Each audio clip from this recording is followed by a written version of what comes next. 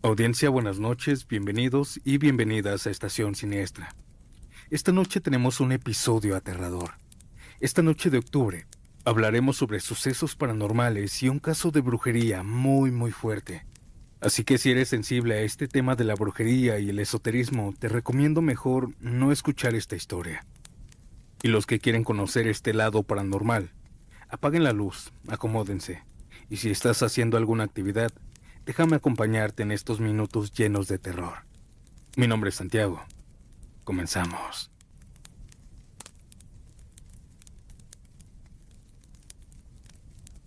Desde niña escuché que la brujería se pega por envidia, por celos o por amor, pero nunca imaginé verla tan de cerca.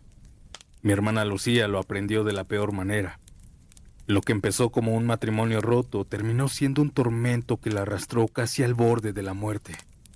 Pero déjenme darles un poco de contexto. Lucía y yo vivíamos en Zacatlán, Puebla. Compartíamos todo: la comida, el tiempo, las risas, nuestros pasatiempos. Éramos como uña y mugre. Durante 5 años estuvo casada con Daniel, un hombre que al principio parecía bueno. Hasta mis padres, que en paz descansen, se los ganó. Pero con el tiempo, los últimos 2 años de su matrimonio se volvieron feos, un infierno. Pues él se volvió posesivo, controlador, violento, borracho. No soportaba que Lucía hablara con nadie. Le revisaba el teléfono diario, la seguía al trabajo.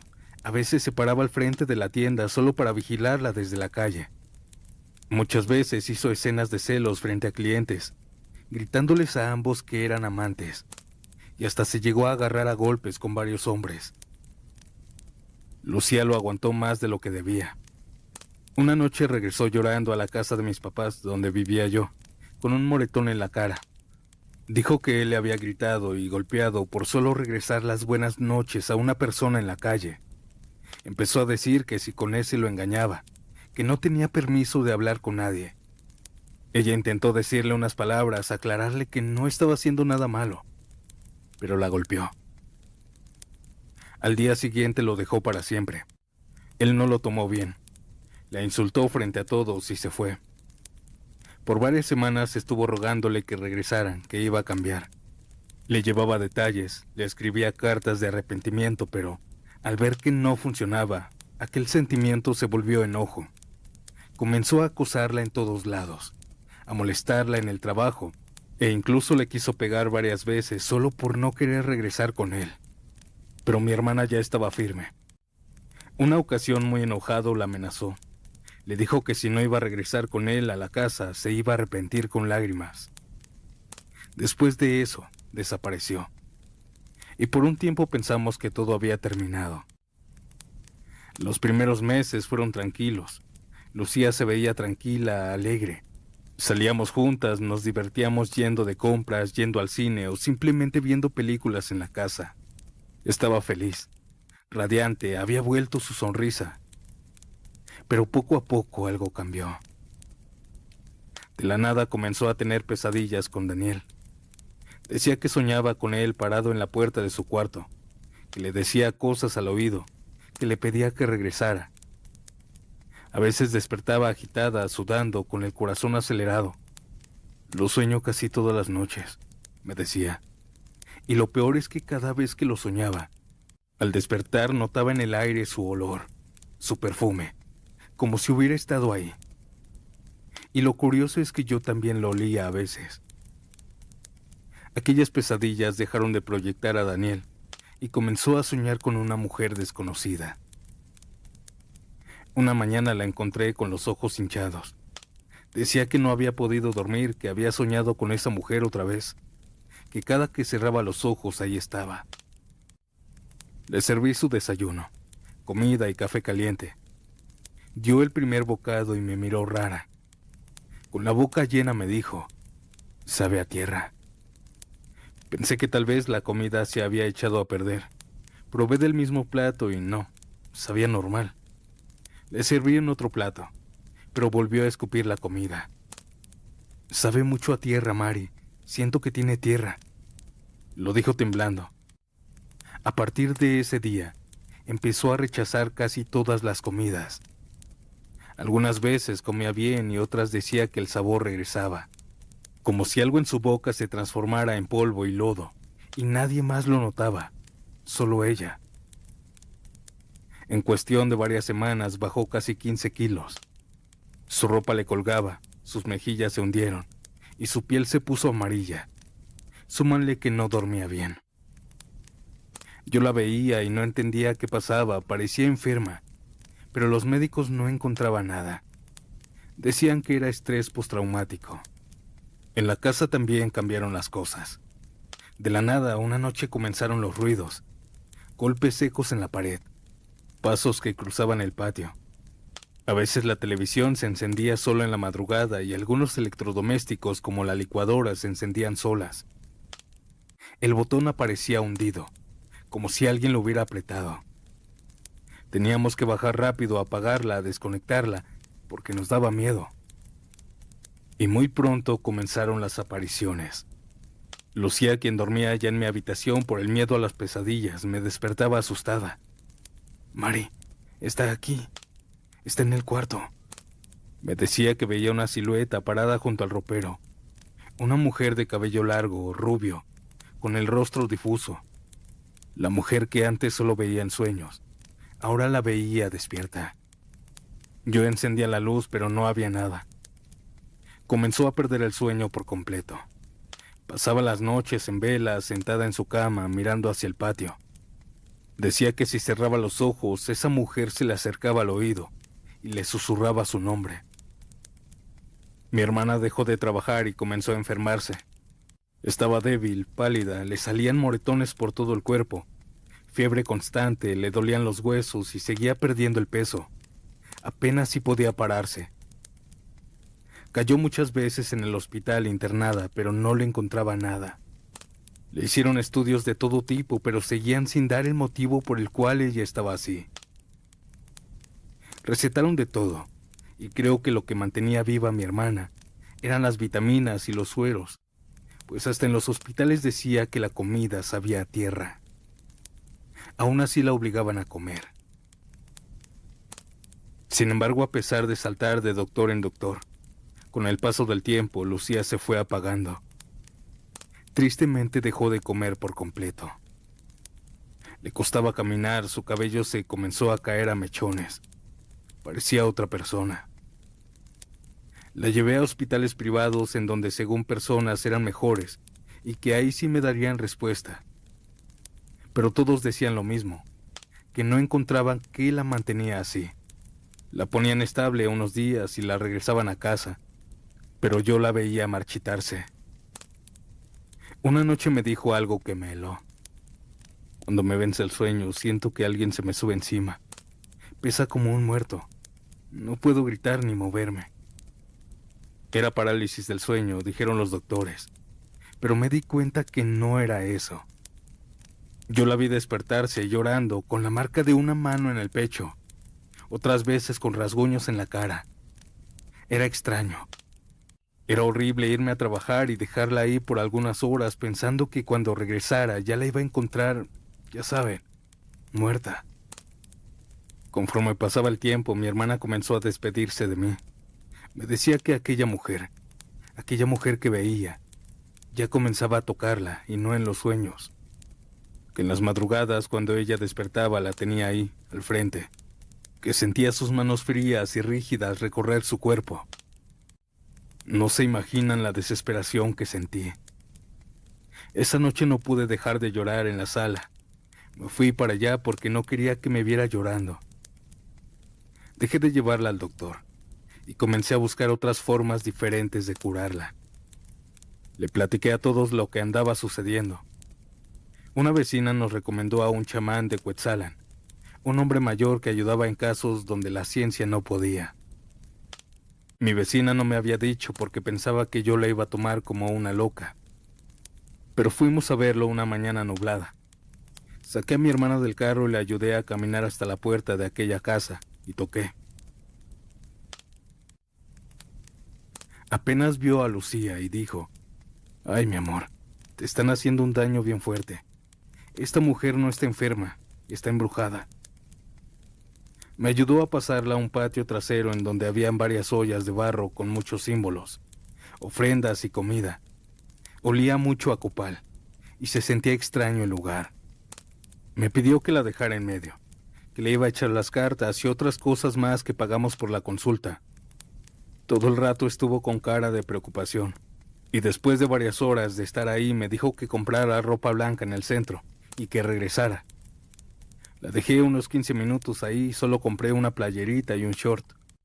Regresé. Él le comenzó a hacer un baño con diferentes cosas que tenía, y su esposa comenzó a romperle la ropa que había llevado. Al final le pusieron la que yo le había comprado. Me dijo que iba a usar esa ropa que ella tenía para dejarla en vela, y que al día siguiente sabría qué le estaba pasando. Nos fuimos. No me van a creer, pero después de ese baño mi hermana comenzó a verse diferente, más despierta, y comenzó a darle hambre. Ese día pudo comer como no había comido. Todo le supo delicioso, y ahí vi una pequeña esperanza. Pero al día siguiente volvió aquel sabor de tierra. Así que nos fuimos en la mañana con el señor brujo. Nos pasó a su casa y nos comenzó a decir cosas. Ya sé qué le hicieron. La enterraron a los pies de un muerto. Le hicieron un trabajo con un ánima.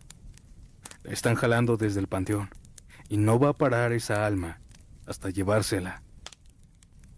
Le preguntó si tenía enemigos. Lucía solo bajó la cabeza diciendo que no. El chamán la miró fijo y le dijo: fue alguien que la quiso mucho y la odia más. Durante semanas intentó ayudarla con limpias, baños de hierba, rezos, humo de copal, pero nada funcionaba. Cada vez que hacía una limpieza, Lucía vomitaba, pero vomitaba como agua café. El chamán me llamó aparte y me dijo: esto es demasiado fuerte para mí. Necesito traer a mi madrina. Ella trabaja con muertos. Le dije que sí, que no importaba cuánto me cobrara, que yo vería el modo de pagarle, que si tenía que darle mi carro lo haría. Pero él me dijo que me iba a ayudar. Esa misma noche llegó su madrina, una palera o algo así de esa religión. Venía vestida completamente de negro, con collares de colores oscuros y una mirada que imponía respeto. Apenas cruzó la puerta y vio a mi hermana y dijo en voz baja: aquí hay una presencia y no tiene buenas intenciones. Me explicaron que trabajar con muertos era muy fuerte, que no me asustara si veía algo o escuchaba cosas. Me hicieron una protección rápida y por la gravedad del asunto no perdieron tiempo y comenzaron a trabajar. Llevamos a mi hermana a un cuarto sin ventanas. También llevaron una de esas ollas en donde se supone que habita un muerto. Cerraron la puerta, apagaron las luces, dejando una oscuridad total. Prendieron varias velas que formaban un círculo grande donde cabíamos nosotros. Colocaron a mi hermana en el centro, y ellos dos al frente mirándose cara a cara, hincados. Yo estaba a la cabeza de mi hermana, igual hincada, ambas mirándonos y ella llorando. Allí comenzaron a decir varias plegarias que solo ellos repetían por varios minutos. Mientras más lo decían, el aire comenzó a volverse denso, frío, casi imposible de respirar. El chamán comenzó a rezar en voz baja mientras la madrina golpeaba el suelo con un bastón de madera, marcando un ritmo lento. Yo estaba observando nada más. No se veía nada, no se escuchaba nada, pero se sentía algo. Como si la habitación estuviera llena de personas, pero solamente éramos 4. Sentía en ocasiones cómo alguien pasaba detrás de mí caminando. De pronto el chamán dejó de rezar, y la señora comenzó a temblar mucho. Primero leve, para después comenzar a sacudirse de forma fuerte, hasta que paró. Abrió los ojos de golpe y los dos dijeron: ya sé dónde está. La madrina asintió. Mi muerto ya nos dio la respuesta. Prepárate. Tenemos que ir a un panteón, pero no es de aquí. La muerta está lejos. Me dijeron que no podía llevar a mi hermana, que era mejor dejarla en su casa con la esposa del brujo, que ella la cuidaría. Salimos de la casa pasando las 2 de la madrugada. La carretera estaba vacía. Ellos iban en silencio, como escuchando una voz que solo ellos oían. El chamán me decía las indicaciones. Por aquí da la vuelta y síguete derecho. En el camino algo se nos atravesó. Algo nos quiso parar, pues el volante a veces se ponía duro como si alguien lo estuviera agarrando. O en ocasiones al ir en recta sentía cómo se me movía el volante intentando que yo perdiera el control. Así que bajé la velocidad. Después de unos 30 o 40 minutos llegamos a un panteón en otro municipio. El panteón era de libre acceso, así que no hubo problemas en entrar. Caminamos con linternas de celular. Los dos caminaban con seguridad como si conocieran el camino. A medio panteón se detuvieron al frente de una tumba. La madrina susurró: «Aquí está, a los pies de esta muertita». No teníamos herramientas para los tres. Salimos deprisa. Solo el brujo había agarrado rápido un azadón pequeño y ya medio roto. Y así empezamos a escarbar. Quitando la tierra con las manos, la tierra estaba algo dura, pero aún así no perdimos tiempo. Después de varios minutos y unos 30 centímetros de profundidad, apareció una bolsa negra envuelta en trapos. Cuando la abrimos casi vomito. Adentro había tierra, plumas y restos secos de sangre, y muchas fotos de mi hermana junto con ropa de ella. Todas las fotos de ella tenían alfileres en los ojos, otras con su rostro tachado con tinta roja. También había una muñeca vestida con una blusa suya, amarrada con un mecate negro, 3 cabezas de pollo podridas, tierra de panteón por toda la bolsa, y una carta, una petición hacia la ánima. El chamán la leyó en voz baja. «Si no eres mía, no serás de nadie. Esta ánima irá por ti, para que te arrepientas de lo que me hiciste, y no descansará hasta llevarte con ella». Eran las letras de Daniel. Audiencia, ustedes pensarán que los chamanes pusieron esa bolsa ahí, pero no. Solo Daniel tenía esas fotos. Lucía nunca las publicó, nunca las imprimió. Eran suyas, y su ropa la había dejado cuando se separó. Ahí mismo, a los pies de la tumba, los chamanes encendieron una fogata con algunos polvos que solo ellos conocen. Quemaron las fotos, las cartas y la muñeca. Primero le quitaron la playera y desamarraron para después quemarlos por separado. Quemaron todo. Vi como el fuego se volvía verde y el humo olía a hierro y carne podrida. La madrina comenzó a rezar y a cantar algo en un idioma que yo desconozco. Lanzó sal, agua bendita y copal. El chamán se llevó las cenizas para disolverlas en agua bendita. La muerta ya no tiene poder, pero hay que cerrarle el cuerpo, me dijo. Cuando regresamos a casa pensé encontrar a mi hermana despierta, desesperada como siempre. Pero Lucía dormía profundamente bien. Por primera vez en meses su respiración era tranquila. Varias horas después despertó pálida, pero serena. Me dijo algo que me dejó helada. Soñé con una mujer rubia. Estaba parada al frente de una tumba. Luego se dio la vuelta y desapareció. Hasta ese punto no le había dicho que fuimos a un panteón y no había escuchado. Los días siguientes fueron lentos pero distintos. Lucía comenzó a comer poco a poco por fin. El color volvió a su piel y su cabello dejó de caerse.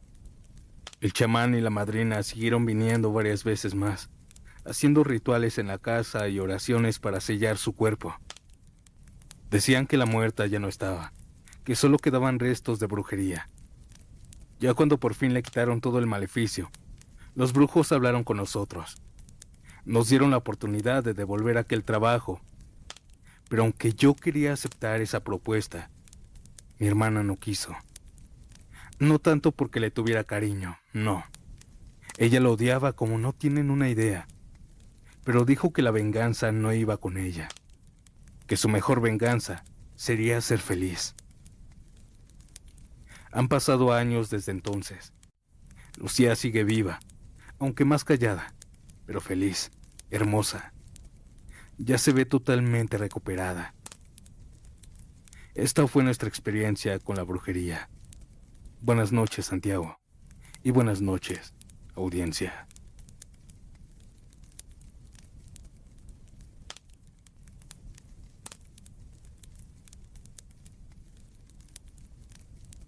Yo nunca creí en nada, ni en santos, ni en brujería, ni en brujas. Si alguien me hablaba de energía, yo me reía, hasta que una noche me tocó vivirlo. Todo comenzó con una simple broma, pues para mí era eso. Una amiga del trabajo me insistió en ir con una señora que le leía las cartas en su casa. Yo le dije que eso era solo puro cuento, pero ella juraba que la habían ayudado. Así que un viernes después del trabajo la acompañé. No tenía nada mejor que hacer. Pensé que sería divertido ver cómo alguien inventaba cosas y estafaba a mi amiga. La casa quedaba a las orillas de la ciudad, una colonia vieja, con calles empedradas.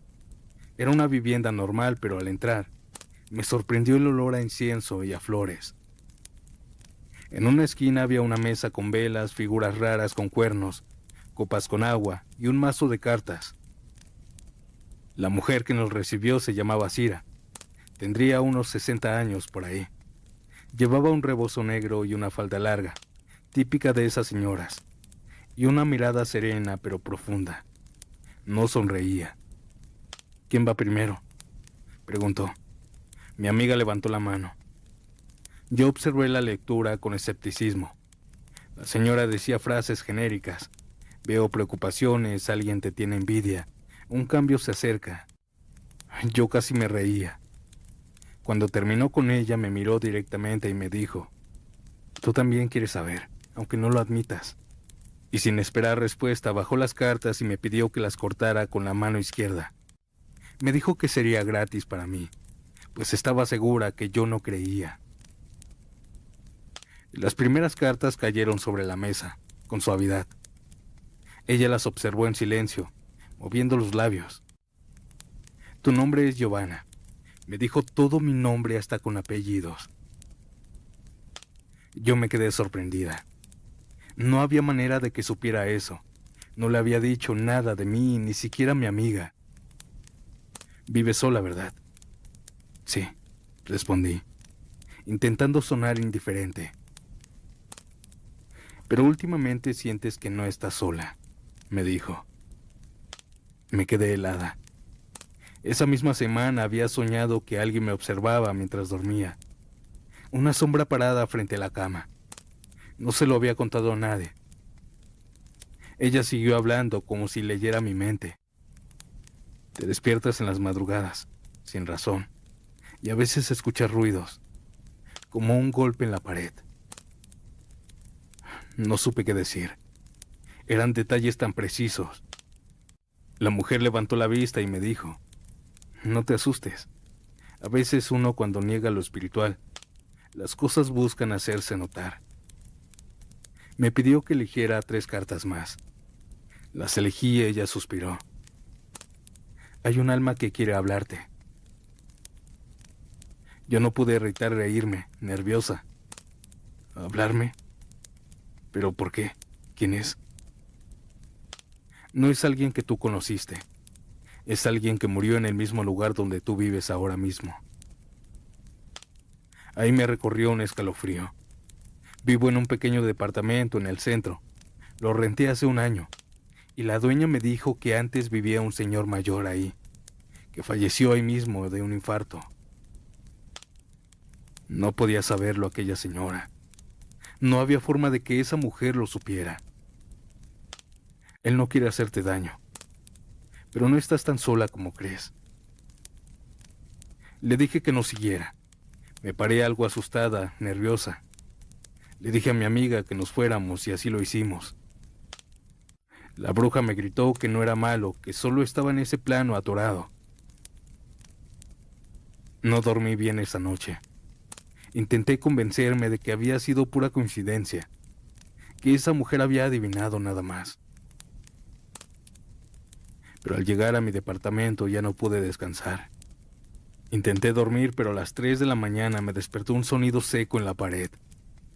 Justo detrás de mi cama, 3 golpes aparecieron, lentos, como si alguien tocara desde adentro. No quise moverme y menos pararme, no después de lo que había dicho la señora. Ya después, cuando me estaba ganando el sueño, comencé a soñar de nuevo con un señor viejito. Lo veía en mi departamento, pero vacío, sin muebles, sin luz. Solo él ahí, parado, agachado, con una pequeña luz que iluminaba desde arriba. Cuando desperté hablé con la dueña y como había un departamento vacío a un lado, le dije que si me podía pasar para allá. Ella aceptó. Solo tuve que cambiar mis muebles, que fue muy fácil. Ni siquiera me tardé tanto. Así dejé de soñar con aquel hombre. Y sobre la bruja, prefiero pensar que tal vez una minoría no son charlatanes. No cabe duda que hay cosas inexplicables en este mundo, sucesos que aún no podemos entender. El tema de la brujería es muy complejo y escalofriante. Ahora, ¿qué les parece si vamos con otra historia? Un relato que nos manda Casey Beltrán. Pero antes de pasar a la siguiente historia, no olvides dejar tu like y comentar desde dónde me escuchas. Ahora sí, ¿están listos y listas? Continuemos.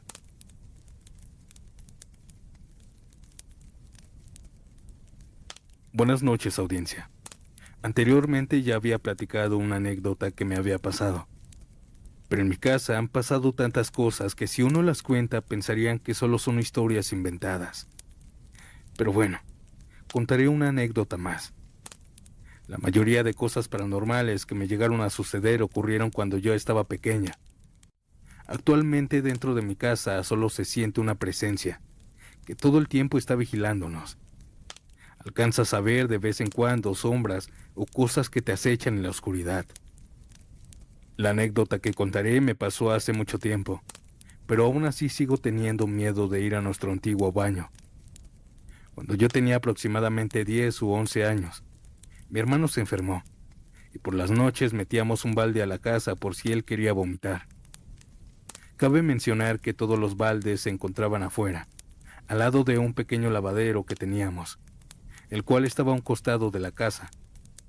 Desde ese lavadero se alcanzaba a ver el baño, ya que teníamos que pasar por él y bajar unos escalones para poder llegar, pues en ese momento no teníamos el baño dentro de la casa.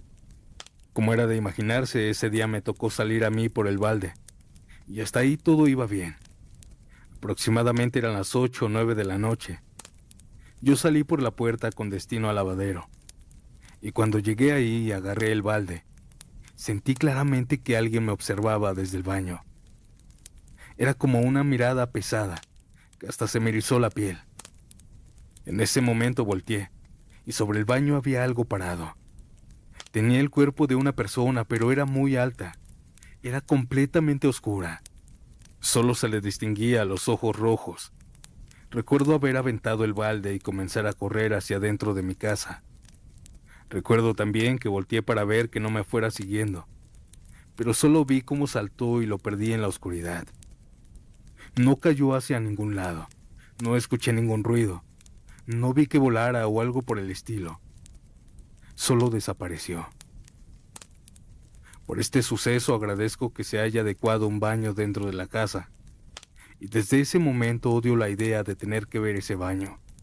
Aún así me asusta y aún sigo recordando perfectamente lo que vi y el miedo que sentí en aquella noche.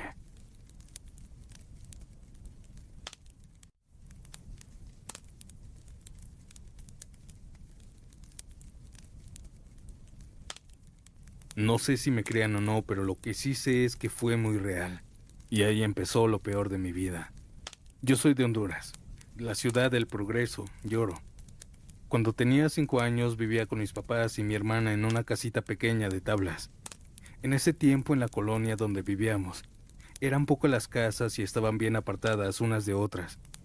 Así que era muy oscuro por las noches y no había mucha luz pública. Una noche en particular, cuando ya estábamos acostados, recuerdo que mi papá me dijo que saliera afuera a revisar si había guardado unas cosas de la comida, pues no recordaba si las había guardado. Yo no quería, pero mi papá era de carácter fuerte, así que salí. Eran alrededor de la 1 de la madrugada. Revisé todo y cuando ya iba para dentro de la casa, escuché atrás de mí un silbido, como para llamar mi atención. Cuando volteé a ver me quedé sin habla, pues vi a un duende viéndome directamente. Sé que sonará increíble, pero él estaba sobre una gran serpiente, sentado. Solo me quedaba viendo directamente a los ojos, con una mirada tan fría, amenazante, y con una sonrisa de psicópata, una sonrisa que aún no olvido. Me quedé espantado. Como pude, entré a la casa temblando y les conté a mis padres. Mi papá no me creyó, pues decía que eso no existía, pero mi mamá sí lo hizo, pues a ella y a mi hermana les había pasado algo que no le contaron a mi papá. Como mi papá trabajaba de noche, unas noches antes, cuando mi mamá estaba afuera con mi hermana, que solo tenía como 10 años en ese entonces, en un momento mi mamá se descuidó de ella y desapareció. Mi mamá empezó a buscarla por todos lados. Fue a pedirle a los papás de mi papá que le ayudaran a buscarla, y salieron juntos con ella. A mi hermana la encontraron caminando en medio de una siembra de maíz, dirigiéndose hacia la montaña. Mi mamá dice que cuando la encontraron, mi hermana iba caminando como en trance, y que cuando la tomó de la mano, escuchó una risa que le provocó gran temor. Salieron todos corriendo de ahí. Cuando llegaron a la casa, empezaron todos a orar por mi hermana, pues dijo que cuando ella estaba con mi mamá, de la nada, en lo oscuro del patio, vio a un hombre que le mostró muchos juguetes y le decía que se los iba a regalar, y que ella empezó a seguirlo, pero que de ahí ya no recuerda nada más. Todos estuvieron de acuerdo en que no le dirían a mi papá, pues como él no creía en eso, solo se iba a molestar con mi mamá. Hasta esa noche que me pasó a mí, y ella le contó todo lo que había pasado. Y para mí, en lo personal, fue donde todos los horrores empezaron.